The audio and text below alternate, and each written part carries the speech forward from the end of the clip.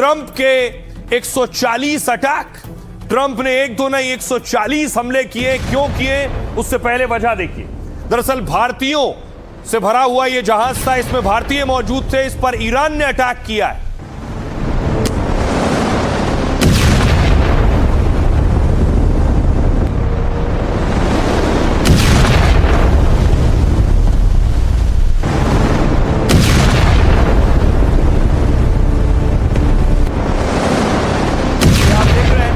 दावा यह है कि साइप्रस का जहाज था, साइप्रस के जहाज में भारतीय क्रू था, भारतीय सवार थे। उस जहाज को ईरान ने टारगेट किया है। एक भारतीय लापता बताया जा रहा है। आपको बताऊं कि आखिर कहां पर, किस जगह पर वो भारतीय जिस जहाज पर सवार थे, वो दरअसल सोहार बंदरगाह, ओमान का सोहार बंदरगाह से जहाज जा रहा था। इसे जेबेल अली पोर्ट पहुंचना था, लेकिन बीच में देखिए हॉर्मूज में, ये मुसंदम प्रांत है ओमान का, यहां पर इस पर अटैक हुआ है और इसमें 11 भारतीय जो इन्हें बचा लिया गया, एक भारतीय लापता बताया जा रहा है। देखिए यहां से चला था सोहार बंदरगाह से, मुसंदम प्रांत पर अटैक हुआ है और जेबेल अली पोर्ट पहुंचना था इसे। लेकिन सोचिए, भारतीय जिस जहाज पर सवार थे उस पर अटैक हुआ। इसके बाद ट्रंप ने, अमेरिका ने 140 ठिकानों पर ईरान के हमला कर दिया। यह अमेरिकी हमले की तस्वीर है। अमेरिका ने अपना F-35C उतार दिया।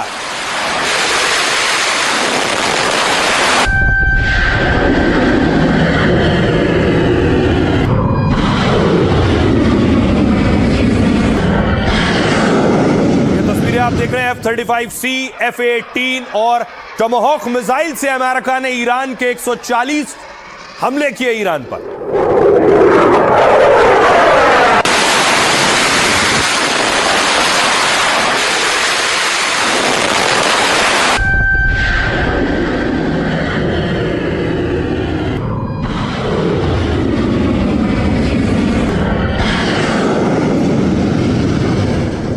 और ये अटैक अमेरिका ने किए हैं और अटैक सटीक निशाने पर ईरान में टारगेट हिट हुए। ये देख रहे हैं, ये अमेरिका ने तस्वीरें जारी की।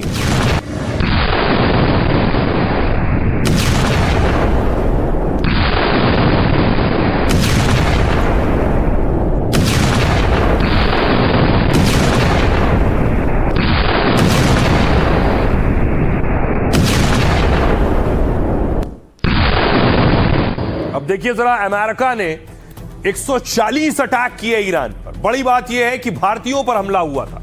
ये ईरान का रक्षा, ईरान के किन किन शहरों में, बुशहर में, जास्क में, चाबहार में, असालुयेह में और बंदरे देयर में, ये 5 वो बड़े ठिकाने जिन पर अमेरिका ने 140 अटैक किए। और अमेरिकी हमलों का मंजर आप सोचिए क्या रहा होगा जिस वक्त अमेरिका ने अटैक किए हैं। लगातार मिसाइलें दागी गई हैं और अत्याधुनिक खास मिसाइलों से ये हमले किए गए। कुछ इस तरह से एआई वीडियो है अमेरिका ने जो अटैक किए हैं ईरान के ऊपर।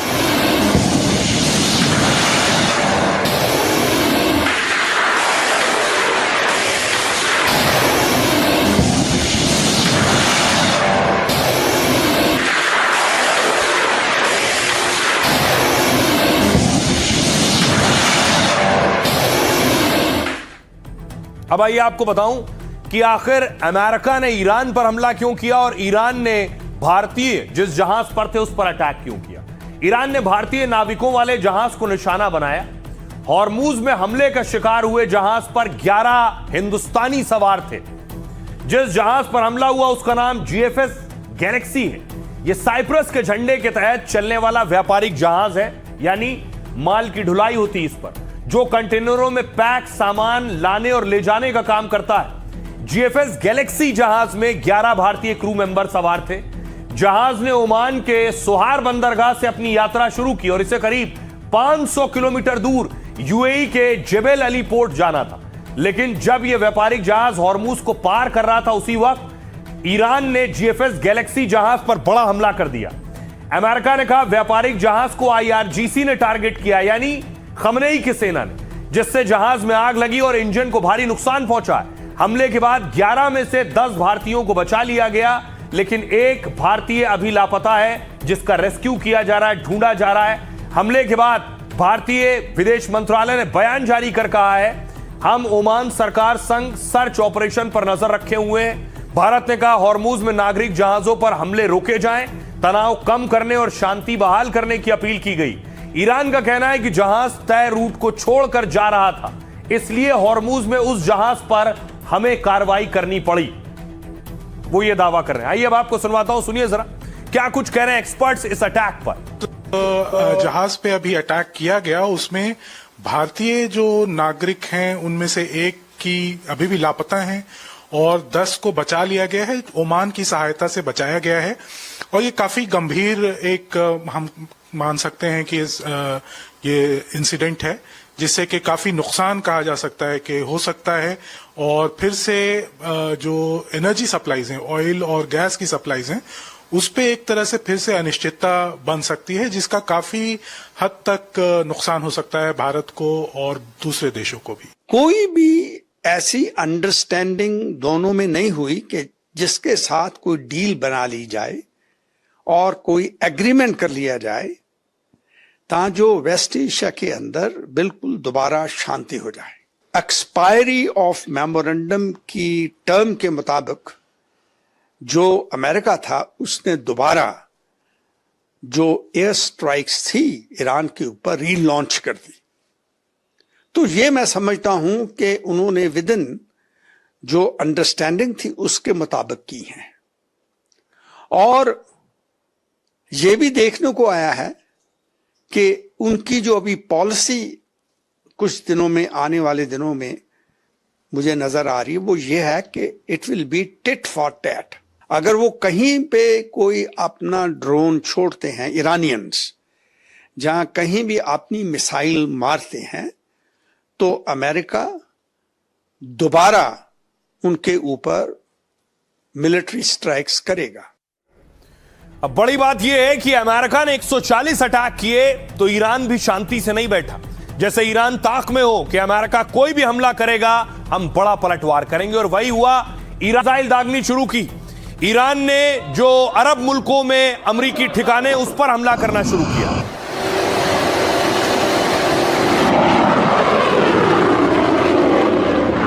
या अल्लाह, या अल्लाह, माशाअल्लाह, माशाअल्लाह।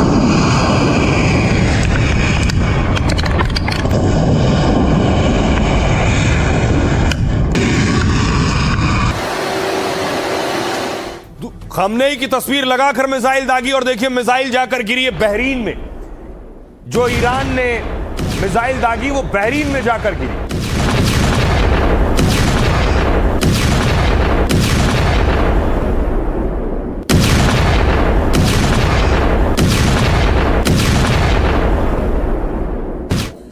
न सिर्फ मिसाइल, ईरान ने अपने ड्रोन दागने शुरू किए। ये आप देख रहे हैं, रात के अंधेरे में ही ईरान ने अपने खास ड्रोन, ईरान की खासियत उसके खतरनाक ड्रोन है।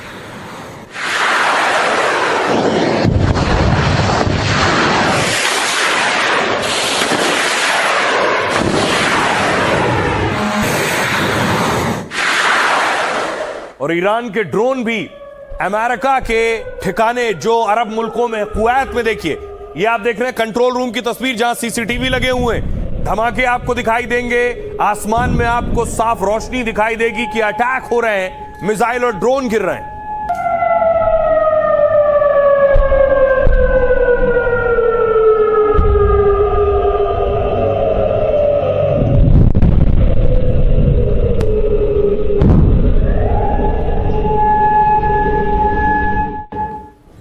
तो न सिर्फ बहरीन, कुवैत, बल्कि 5 अरब देशों को टारगेट किया है और खतरनाक मिसाइल, फतेह मिसाइल का भी इस्तेमाल किया है, खुर्रम शहर का भी इस्तेमाल किया है। ये बैलिस्टिक मिसाइल आप देख रहे हैं जो दागी है ईरान ने।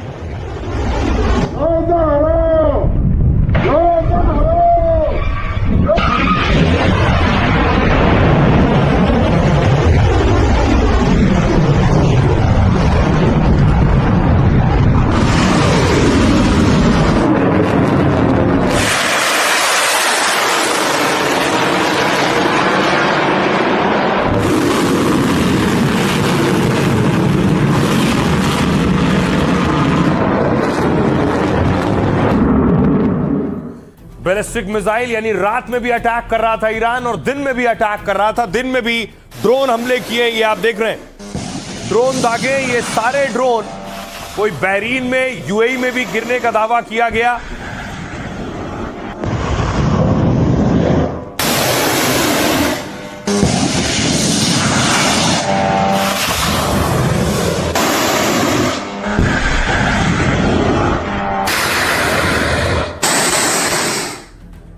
ईरान मानिए जैसा लग रहा है कि पहले से तैयारी करके बैठा था। इस अटैक के बाद जॉर्डन पर अटैक हुआ। आईआरजीसी ने प्रिंस हसन एयरबेस पर हमले का दावा किया। ईरान ने रविवार तड़के यहां 3 बैलिस्टिक मिसाइलें दागी हैं। ईरान ने कहा इससे एयरबेस का कमांड एंड कंट्रोल सेंटर और MQ-9 ड्रोन रखने वाले हैंगर्स तबाह कर दिए गए। जॉर्डन की सरकारी समाचार एजेंसी पेट्रा के मुताबिक ईरान की तीनों मिसाइलें अलग अलग जगह गिरी हैं। इससे कोई मौत नहीं हुई है, केवल मामूली संपत्ति का नुकसान हुआ है। ईरान ने बहरीन को निशाना बनाया। ईरान ने अमेरिकी सैन्य ठिकानों को निशाना बनाया। यहां ईरान ने दावा किया कि उसने ड्रोन और मिसाइलें दागी हैं बहरीन में। दावे के मुताबिक अमेरिकी सैन्य संचार केंद्र टारगेट पर थे। बहरीन में अमेरिकी सैन्य अड्डे से धुआं उठता भी दिखाई दिया है। ईरान का तीसरा टारगेट ओमान। ईरान के हमलों की चपेट में ओमान भी आया। आईआरजीसी ने दावा किया कि उसने दुक्कम बंदरगाह पर अमेरिकी विमान वाहक पोतों के लॉजिस्टिक सपोर्ट सेंटर और ईंधन आपूर्ति ठिकानों पर बड़ा हमला किया है। ओमानी सरकार ने कहा कि मुसंदम में ड्रोन हमले हुए हैं और इसकी निंदा कर सुरक्षा के जरूरी कदम उठाने का दावा किया है। यूएई, ईरान ने दावा किया कि उसने मिसाइलें दागी हैं यूएई पर। हालांकि यूएई प्रशासन ने किसी भी हमले की पुष्टि नहीं की है। रक्षा मंत्रालय ने कहा हमारी सीमा में कोई मिसाइल नहीं आई। जिन मिसाइलों का पता चला वो देश की सीमा के बाहर थी। मंत्रालय ने दावा किया कि हमारा डिफेंस सिस्टम पूरी तरह से एक्टिव है। कुवैत भी निशाने पर था। यहां ईरान ने अमेरिकी रडार साइट को निशाना बनाया है। पैट्रियट एयर डिफेंस सिस्टम पर भी हमले की खबर है। हालांकि अमेरिका ने किसी नुकसान की पुष्टि नहीं की है। अगला टारगेट कतर था। जंग के बाद ट्रंप की रेटिंग में 12% कमी आई है। मतलब अमेरिका में ट्रंप की लोकप्रियता भी घटी है। आइए अब आपको सुनवाता हूं, सुनिए जरा क्या कुछ कह रहे हैं ईरानी सेना और एक्सपर्ट्स। ईरान अब अपने अमेरिकी और इजरायली शत्रु संयुक्त अरब अमीरात, सऊदी अरब, कुवैत, बहरीन, जॉर्डन, कतर और उनके सभी सहयोगियों के बुनियादी ढांचे को निशाना बनाएगा। ये हमले विनाशकारी होंगे और अमेरिका और उसके सहयोगियों को आने वाले कई वर्षों तक इस क्षेत्र में तेल और गैस की आपूर्ति से वंचित कर देंगे। आपको चेतावनी दी जा चुकी है, अब कोई बहाना नहीं चलेगा। अमेरिकी सेंट्रल कमांड यानी कि सेंटकॉम ने ईरान पर फिर एक राउंड ऑफ स्ट्राइक किया और हम इस बात को समझेंगे जो ये एक युद्ध विराम का MOU था जो अमेरिका और ईरान के बीच में साइन हुआ था, इसको शिप्स पर अटैक करके स्ट्रेट ऑफ हॉर्मुज में ईरान ने ही तोड़ा है। ईरान को इस MOU से बहुत फायदा हो रहा था। उसको 300 बिलियन USD की एड का वादा अमेरिका ने कर दिया था, घोषणा कर दी थी इस MOU के माध्यम से। उस पर से सैंक्शंस लिफ्ट कर लिए गए थे, प्रॉक्सीज की बात की ही नहीं गई थी। हर तरह से ईरान को फायदा था। लेकिन ये जो IRGC है जो ईरान की हार्ड लाइन है वो नेगोशिएशंस में है और ये सारा टेररिज्म को पल्लवित पोषित करती है। तो IRGC चाहती ही नहीं है कि युद्ध की समाप्ति हो। हालांकि अब ईरान धीरे धीरे हमें बहुत एग्जॉस्टिव पोजीशन में जाता हुआ भी दिख रहा है। ईरान बहुत समय तक इस युद्ध को झेल नहीं पाएगा। इस तरह के हालात में लगता है एस्केलेट ही होगी, क्योंकि ईरान ने अश्योर किया था कि 60 दिन तक एग्रीमेंट, जिस दिन MOU साइन हुआ उसके 60 दिन तक स्टेट ऑफ हार्मुज खुली है। लेकिन इनके IRGC ने 3 टैंकरों पर हमला किया। वो क्यों किया? जब आपने खुद ही बोला कि सारा फ्री है, आप 60 दिन के बाद देखेंगे, कोई सिस्टम बनाएंगे उसके बाद। तो शुरुआत तो फिर ईरान ने की, फिर अमेरिका ने ठोका, अभी आपस में लड़ रहे हैं। तो आई थिंक मुझे लगता है ऐसे हालात में बिगड़ेगी सिचुएशन, बेहतर तो नहीं होती दिखती। तो SP वैद्य साहब को आप सुन रहे थे जो कह रहे थे जो हालात बन रहे हैं इससे सिचुएशन, स्थिति और बिगड़ने वाली है। और जुबानी जंग से भी यही एहसास हो रहा है कि इतनी आसानी से हालात संभलने वाले नहीं है, क्योंकि ट्रंप भी गुस्से में और ईरान भी। ये मोहम्मद बी गालिबफ ईरानी संसद के अध्यक्ष हैं, कह रहे हैं एक तरफा समझौता का दौर खत्म हो चुका है, वादा निभाओ नहीं तो कीमत चुकाओ। हमने पहले ही कहा था, अब हकीकत सामने है। पीट हेग्सेथ, अमेरिकी रक्षा मंत्री, ईरान ने बहुत ही गलत फैसला लिया है वो कह रहे हैं, अब उसे इसकी बड़ी कीमत चुकानी पड़ेगी। मोहसिन रजाई सुप्रीम लीडर के सलाहकार हैं, वो कह रहे हैं हॉर्मूज ईरान के लिए एक हथियार है, ये रणनीतिक रोकथाम का हथियार है। देश अपनी रक्षा ताकत के दम पर लड़ेगा, अपने हितों और सुरक्षा की रक्षा करेगा।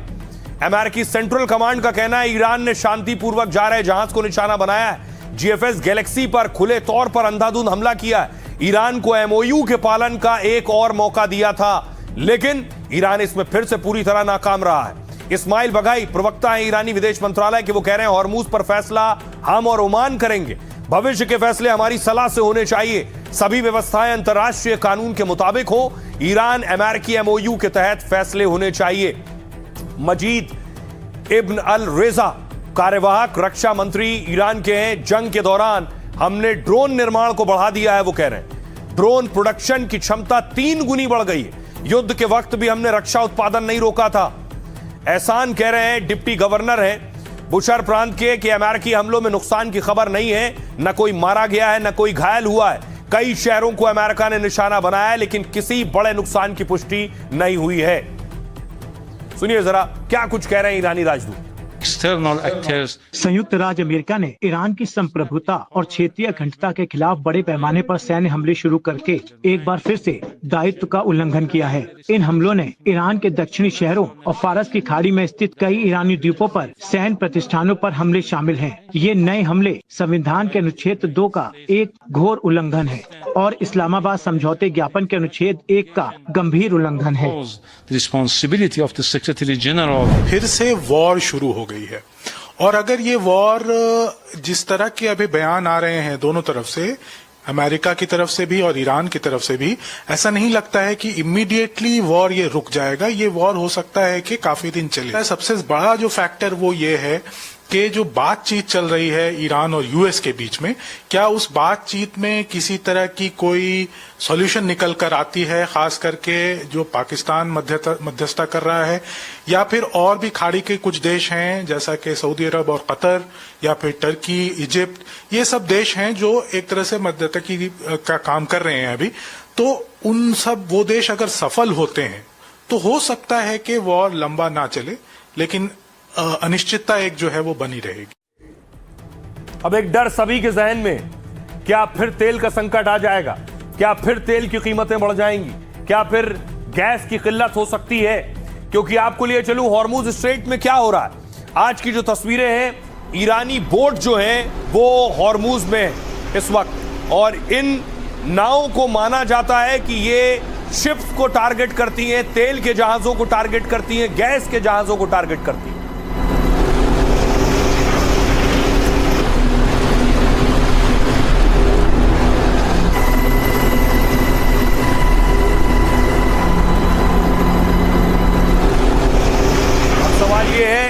क्या जंग भड़की तो फिर तेल की किल्लत शुरू होगी? ईरान अमेरिका में छिड़े युद्ध से दुनिया में टेंशन है, क्योंकि एक बार फिर तेल गैस पर खतरा मंडरा रहा है। इसकी वजह ईरान का हॉर्मुज बंद करने का फैसला है, जिससे तेल गैस जहाजों की आवाजाही ठप हो सकती है। भारत में भी तेल गैस की किल्लत का डर सता रहा है। हॉर्मुज बंद होने से तेल कीमतों पर असर पड़ सकता है। अंतर्राष्ट्रीय बाजार में कच्चा तेल महंगा हो सकता है। जंग रुकने पर यह 75 से $80 प्रति बैरल पर आ गया है, लेकिन फिर से हमलों के बाद इसमें इजाफा हो सकता है। भारत पर ज्यादा असर का डर इसलिए बना रहा क्योंकि भारत जरूरतों का करीब 85% तेल बाहर से खरीदता है। पहले भारत का काफी कच्चा तेल हॉर्मुज से आया करता था, लेकिन जंग के बाद भारत ने सबक लिया, भारत ने दूसरे विकल्प तलाशे हैं। सरकार का कहना यह है कि अब करीब 70% तेल ऐसे रास्तों से आता है जिसकी सप्लाई का रूट पूरी तरह हॉर्मुज पर निर्भर नहीं है, और यही वजह है कि परेशानी आने पर सप्लाई पूरी तरह से जारी रहेगी, क्योंकि अब भारत करीब 40 देशों से कच्चा तेल खरीद रहा है। रूस, अमेरिका, वेनेजुएला, अफ्रीका, सऊदी अरब और यूएई जैसे देशों से भी लगातार सप्लाई ली जा रही। जून में भारत ने रूस से रिकॉर्ड मात्रा में कच्चा तेल खरीदा है। Centre for research on energy and clean air के मुताबिक भारत ने जून में रूस से 49,000 करोड़ का कच्चा तेल खरीदा है। रूस से आयात करीब 27 लाख बैरल प्रतिदिन तक पहुंच गया, जो कुल आयात का आधे से ज्यादा, यानी अब संकट नहीं आएगा, ऐसा माना जा रहा है। एक्सपर्ट्स ये कहते हैं। सुनिए जरा अर्थशास्त्री क्या कह रहे हैं। 2 महीने पहले जब ईरान युद्ध का युद्ध के असर से इंटरनेशनल ऑयल प्राइसेस $120 हो गई थी। थोड़ी डिप्लोमेसी से हमने ईरान को कहा कि भाई हमारे इंडियन ऑयल टैंकर्स को जाने दो, एंड कई टैंकर्स आए भी थे, इसीलिए हमारी आयात बहुत कम नहीं हुई। और भी हमने आजकल आयात 40 डिफरेंट देशों में से कर रहे हैं, तो इसीलिए मेरा ख्याल से इसकी असर तो होनी ही है, और इसकी असर कंज्यूमर पर ये होगी कि उनकी कंज्यूमर प्राइसेस बढ़ने की संभावना मैं बहुत खूब ज़्यादा देख रहा हूँ। अब ये जंग भड़कने के पीछे एक और बड़ी वजह मानी जा सकती है, और आगे ये जंग और बड़ा व्यापक रूप ले सकती है, क्योंकि अमेरिका की एक शर्त थी कि ईरान परमाणु नहीं बनाएगा, अपने परमाणु को इनरिच नहीं करेगा, यानी उनका शुद्धिकरण नहीं करेगा। लेकिन ईरान ने फिर परमाणु ठिकानों पर काम करना शुरू कर दिया। ये सैटेलाइट तस्वीरें सामने आई हैं